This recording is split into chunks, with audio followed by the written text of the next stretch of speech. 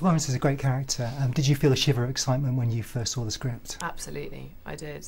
I did feel a shiver of excitement when I first read the script. It wasn't for the obvious reasons, particularly.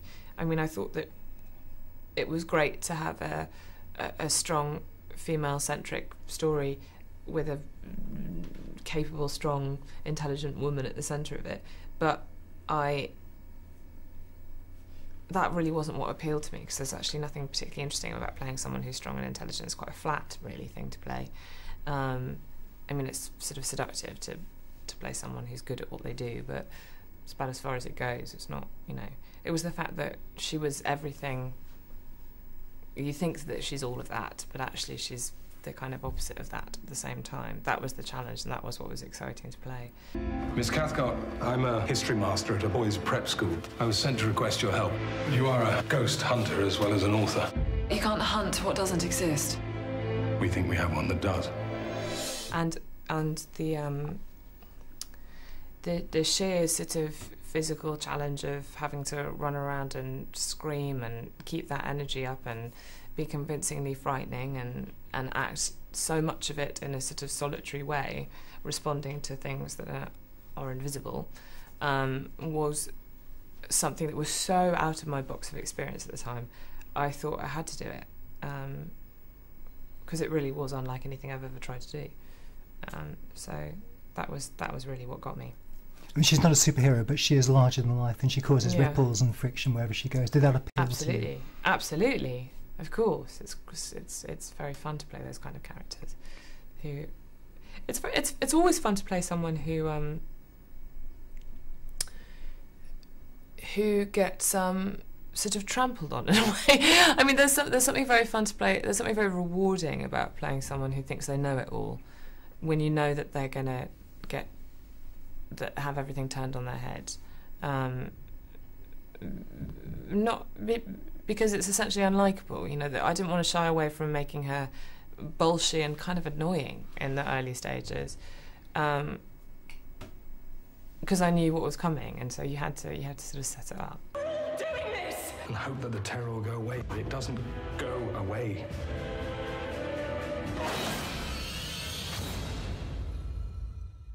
Oh, God.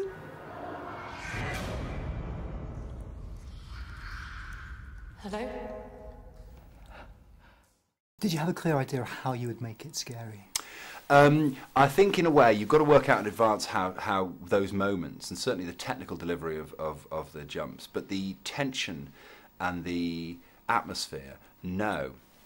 I think there's a lot you need to leave unanswered before you set out. I think, you know, I have my own ideas, but one of the great things about working with such a great cast and such a decent crew, such a great crew, was it is that collaboration that fills in the unknowns. You can't just go into this saying, I know exactly how I'm going to do everything that happens for the next 90 minutes. You need to discover along the way. That's what I think distinguishes it from humdrum drama and drama that's made, you know, shooting 12, 15 pages a day in a hurry, and there isn't that room for invention. When you're making a feature, you have a high quality group of people around you. You need to leave room for them to help you make your ideas better, and that's what I was keen to do. Director Nick Murphy is here, so I have to ask you, what was he like to work with? He was everything that you would expect a first-time director not to be. He was incredibly confident, self-assured.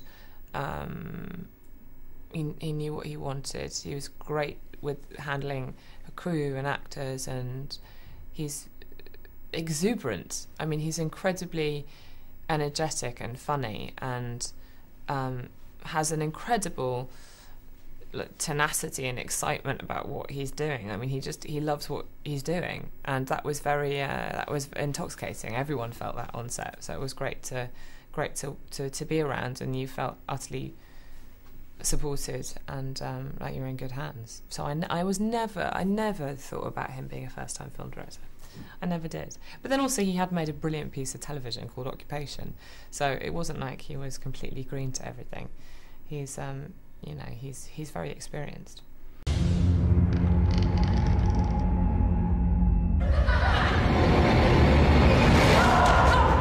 You all right?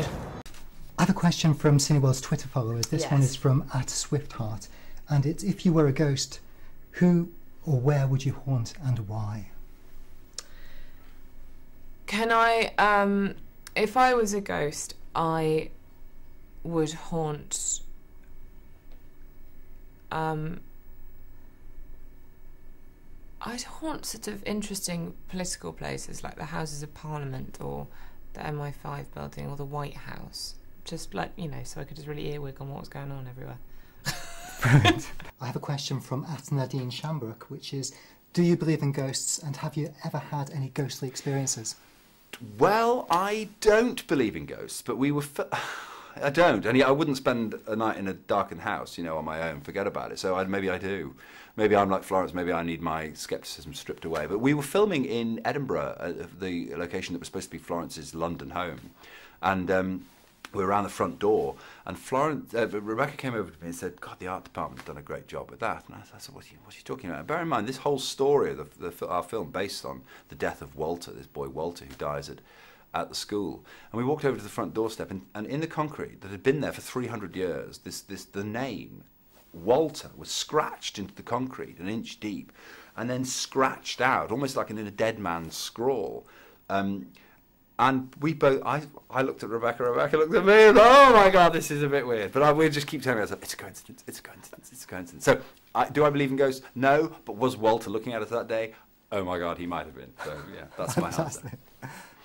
I probably should mention that it is a very scary film. It's very spooky. Very scary, yeah. I saw it with a big audience, which was nice because Jenna's often you know are alone, and it was kind of to see the audience react with ripples of fear was pretty exciting. Yeah. I mean, the Doll's House sequence in particular, I'm thinking of.